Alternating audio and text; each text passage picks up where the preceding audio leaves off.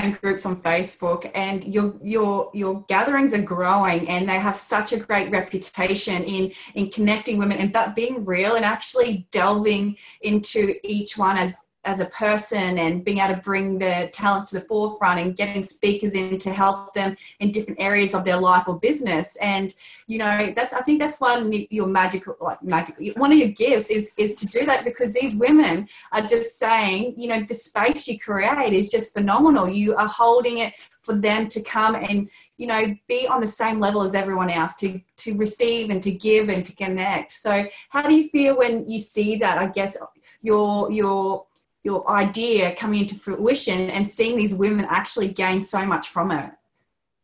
Yeah, it's amazing. It's so, I leave every session with such an expanded heart. Like, I just, honestly, I know it might sound a little bit woo woo or whatever, but I really leave going, oh my God, I just love this event. I don't care, even if I didn't make any money from it, I just love it. Yeah. And I love the women that it attracts. And, you know, there is a diverse amount of women, like different women that come, and they all are all soulful. I mean, everybody's soulful in their own way. Some people just have it more on the forefront. Yeah. But, you know, it really, I really love it. And it's interesting because before each one, I hate the hustle. I hate the hustle. I just hate it. And, you know, you have people say to you, but, you know, if you believe in what you do and you know the benefit and value it gives everyone, then that should make the hustle easier, because, you know, you want everyone to be a part of it. But that is true, but at the same time, I still hate the hustle. I just want people to trust that it's great and just to come along and give themselves permission to take that time out of their daily to-do lists and come. But I don't want to ever have to convince anyone to do that. I don't want to ever convince anyone to do that. It's not my job to convince anybody. It's everyone's got to make their own choices. But even though beforehand it feels like far out, like, oh my God, maybe I should just give up on this whole thing, because do I have to promote again? Oh my God, this month's finished and next month I've got to promote again. But then every time I do it, I go, oh my God, I know exactly why I do this. I just love it.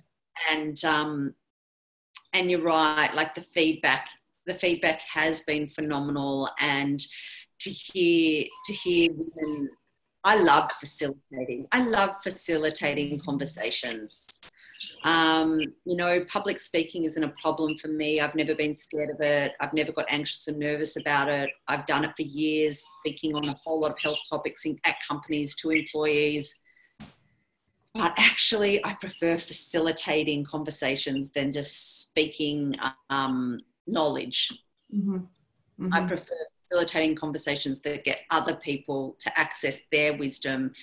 And this gives a real opportunity to do that. And when I come out and I hear and I see people write me things or post things to say that Lisa holds this magical space and Lisa's so good at, providing an environment, like you said, that enables women to be comfortable and to be able to be in their truth, and that it doesn't feel, it almost, I suppose people have described it as, wasn't necessarily my intention per se, but people have described it like a women's circle with a business event, networking event all in one. And I suppose that it is in a way, because it gives that safe feeling of a women's circle of just to be able to share from a space of truth. And then it has the added element of being able to expand your knowledge, access your wisdom, grow, so that you can have that ripple effect in your day-to-day life at home and with your relationships and with your children and with your friends. And and all of those things, but also in your business. Mm-hmm. So it's not just a personal development workshop, even though it has a lot of personal development workshop elements in it. And it's not just a business networking event where you get to tell everybody what you do. Yeah. And it just has that combination, which is why it's a really hard thing to often market, because you're not marketing one or the other. And so sometimes when people just want that business thing because they want to go to expand their business networks, they might feel, oh, do I really want to go to this because it's a bit, do I need the personal development side, or do I need a talk on self-care, or, you know, that sort of element. It's not hitting my core business need, all that sort of stuff.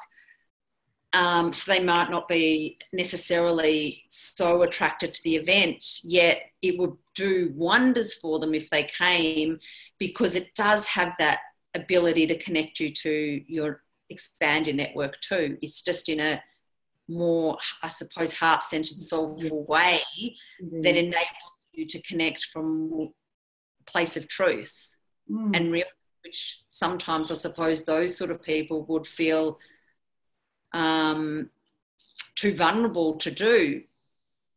But I feel that I hold that space that enables them, when they do get there, to have the courage for that vulnerability. Definitely. And I feel too, like with what you do, we're on the forefront. The heart-centered entrepreneurs are on the forefront, because, you know, we are changing the way business is being done. And like you said, you used to go to these network marketing that used to be about the hard sell, you know, doing all this blah blah blah, and that's what doesn't resonate, you know. And I think it's women understanding that you don't have to do it the masculine way. Coming together, networking together in a soulful, connected, heart-centered space and looking after yourself. Like, self-care comes into growing a business. Self-care goes into, you know, growing your confidence in yourself. If we nourish our soul first, we can then overflow into all areas of our lives and allow abundance to run in every aspect, our relationships, our career, our business, our family, all that kind of stuff. So it's all interconnected. But again, we're changing the way that it's been seen to be done, because before you were separate to your business. You do the hard sell. There's a program of doing things, but that's not how it's done anymore. And that's, a lot of people are moving away from wanting a mass-produced product, or, you know, whatever it is. They want someone with a story who they can connect with on a real emotional, deep level. Hence why there's all these people going, I have a passion, I have a journey, I don't know how to do it, because it's like a new way of being, isn't it? You know, that is getting more and more, not popular, but there's a change, there's a shift happening within the world, and it's women like you who are creating this space for this to allow to happen, to become normal in their life, rather